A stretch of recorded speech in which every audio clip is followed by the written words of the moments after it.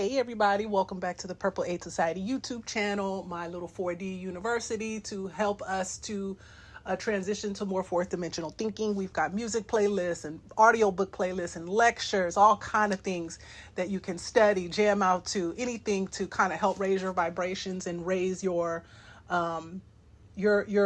awareness down here in this third density experience. And my whole goal when I talk about fourth dimensional thinking is just a higher vantage point. When we go to different dimensions, we don't necessarily change forms or go anywhere. It's just it's a perceptual thing. It's like awakening and seeing things from a broader vantage point. And that's what the Purple Aid Society YouTube channel is, that's the intent of the channel. Stick with me till the end. And I will tell you about my $7 a month mystery school. And we are back discussing the tarot. We're demystifying the tarot, and we're back with the number 7's cards. Now, when we look at the number 7, some people, all tarot readers are going to look at the cards just a little bit differently. But if you think about just the number 7 in general, a lot of times the number 7 is related to completion. 8 would then start the new thing, which is why sometimes in tarot, 8 is an action-oriented card, movement. But then you have the 7 chakras, you have 7 rainbows, 7 notes of the scale, till you get back to the octave. But how I look at the 7s, when I look at the cards, I look at it based on what the symbols are expressing. And the 7s, for me, how I've always looked at them, deal with mystery, secrets, and preparation. That's how I see the 7 cards, and I'll break down why I see them like that as we go. So we start with the 7 of Swords. Remember, swords are our mind, our thoughts, our ideas, our beliefs, our visions, our memories.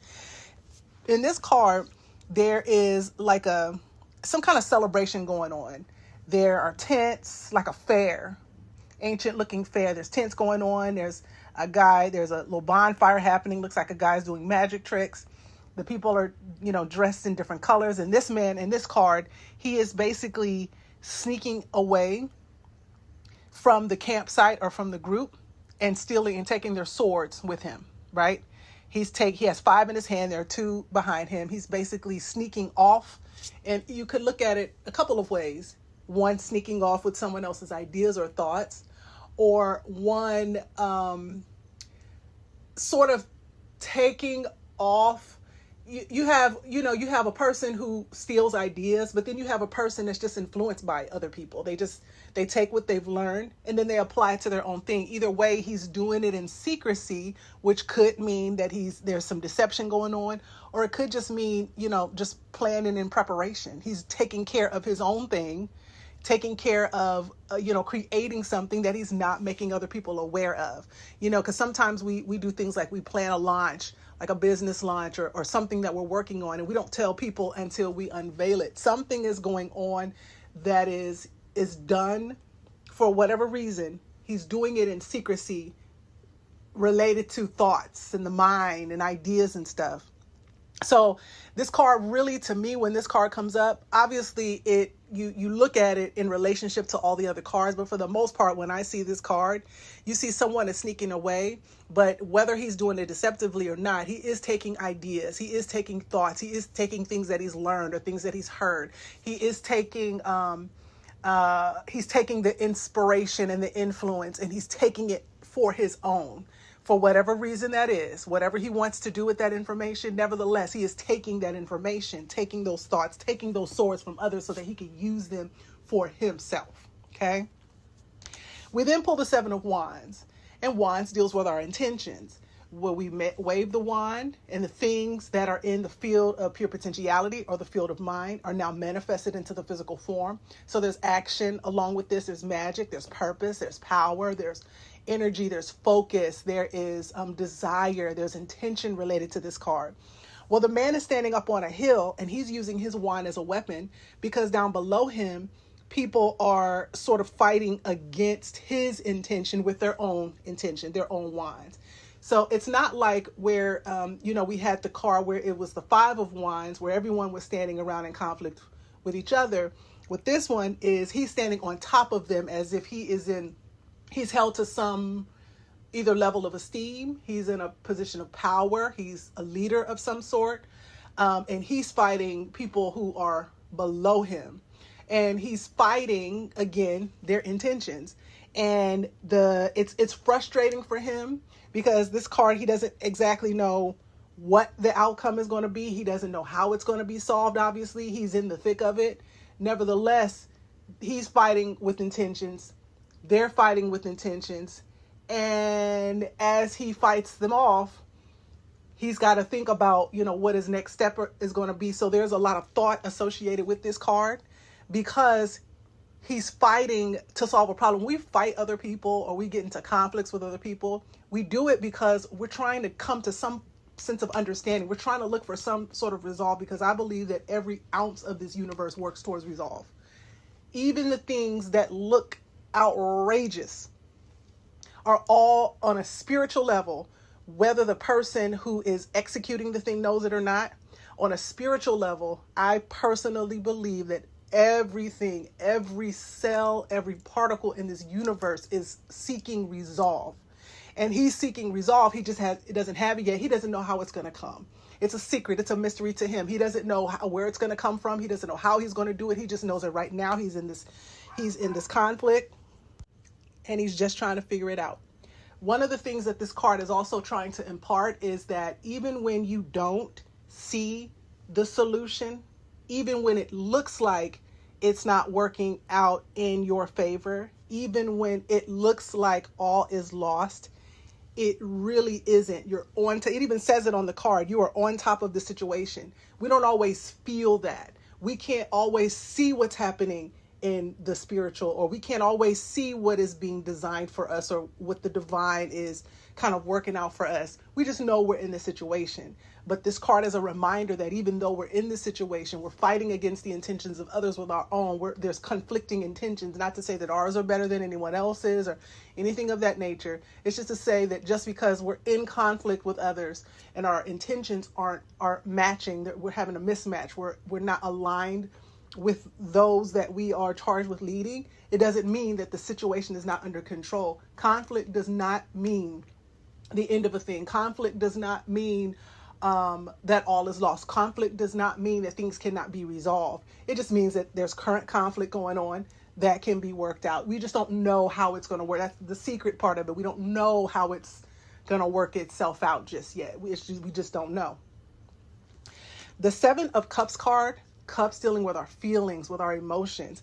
This is a different kind of card because this man is sort of standing in a kind of like a doorway of sorts.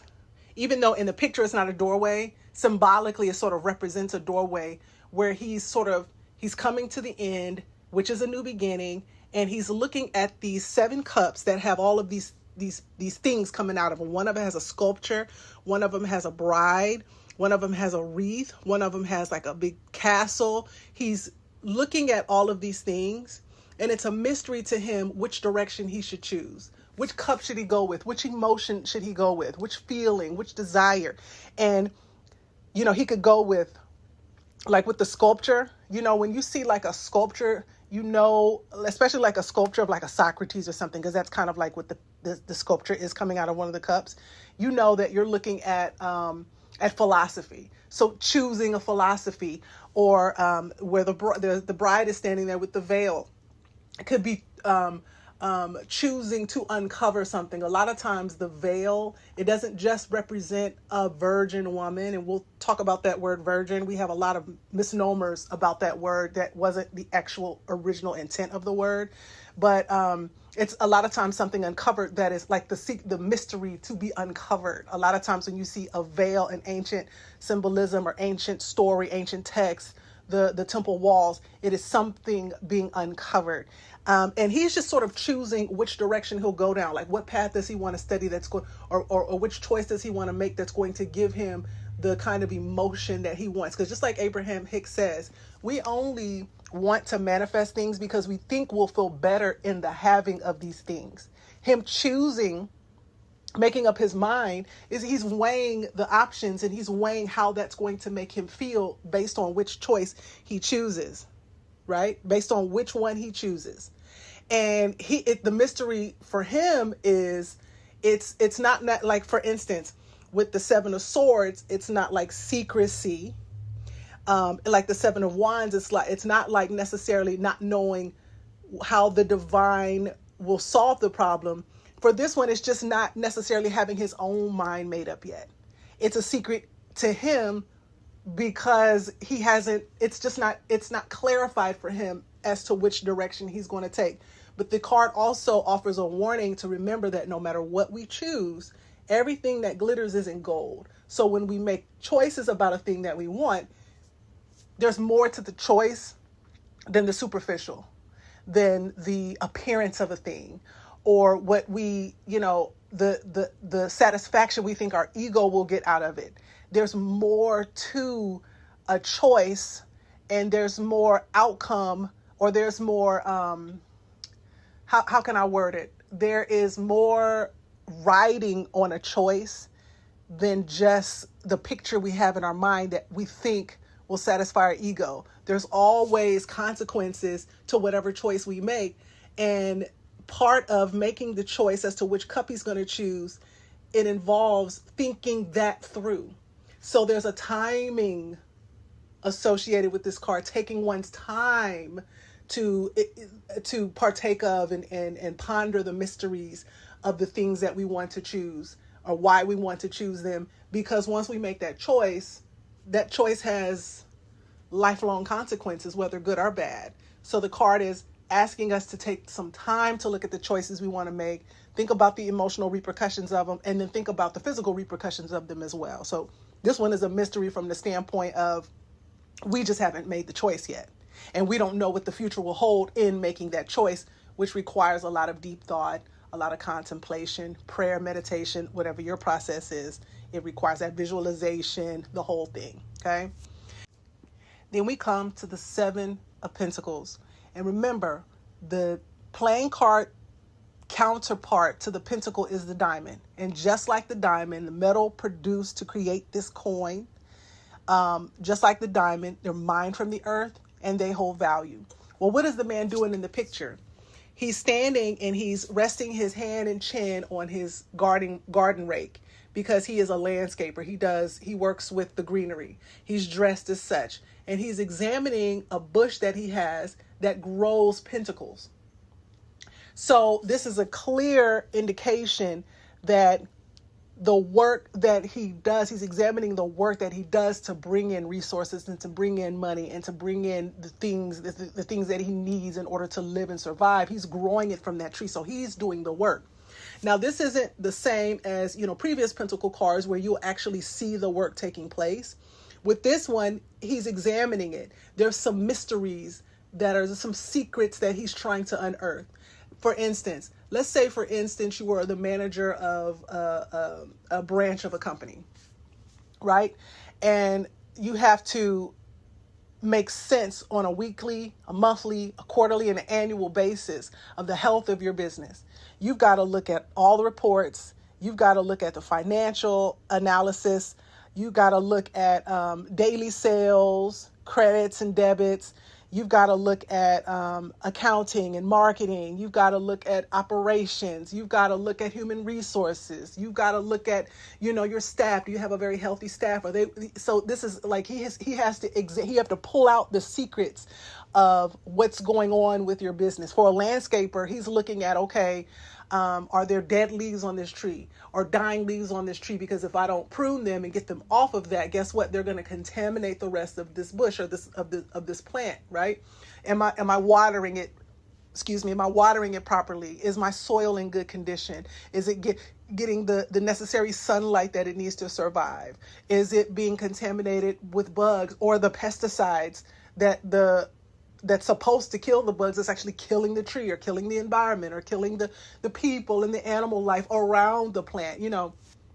It's him examining the secrets of his business so that he can improve the business. So whereas the other cards dealt with secrets in the form of maybe taking ideas, there could be some deception or not knowing what the spiritual outcome is going to be, having to trust in the mysteries, or not knowing what emotional choice to make. That's a secret. That's a mystery. This mystery is in terms of unearthing the mysteries that will help him to bring in more pentacles, understanding the health of the work that he's doing, the efficiency, the productivity, the just the healthy operations of whatever he does to bring in those pentacles. He's examining the mysteries that could hinder that growth. And that's how you look at the sevens card. It's a mystery. There's secrets. There's things that are untold. There's things that are not clear. There's things that are not made as aware to us or to others. But it's mysteries and secrets and planning and preparation, things that are happening in silence to prepare one for the new beginning.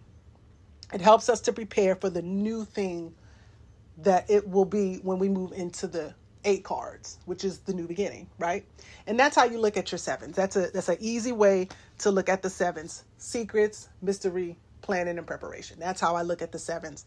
And again, I do have a mystery school. My platform is on Substack. It's $7 a month, and we break down so many things.